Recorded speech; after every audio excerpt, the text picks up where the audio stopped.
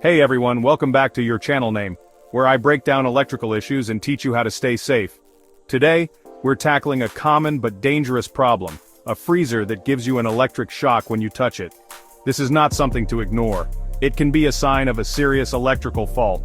So let's jump in and I'll show you how to fix it safely. First things first, unplug the freezer from the socket.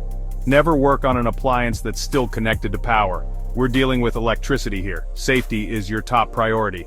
Now let's understand why your freezer is shocking you. Faulty grounding. The freezer might not be properly grounded. Damaged insulation. A wire inside may be touching the metal body. Moisture or leakage. Water can cause electrical contact with the outer body. So, let's check these one by one.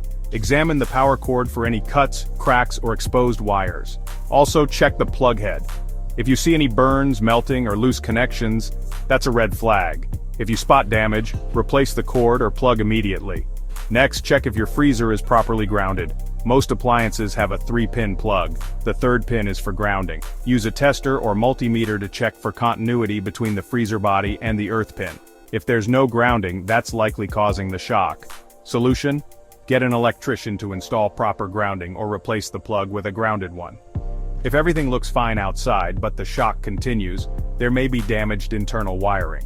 Carefully remove the back panel of the freezer, if you're comfortable doing this. Check for burnt wires, exposed conductors, or water leaks. If you see any burnt or bare wires, it's best to call a qualified electrician to fix it. Once you've made the necessary repairs, reassemble everything securely. Plug the freezer back in.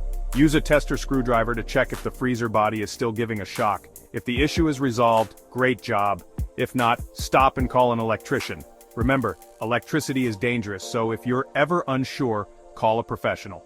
Don't take risks, your safety is the priority.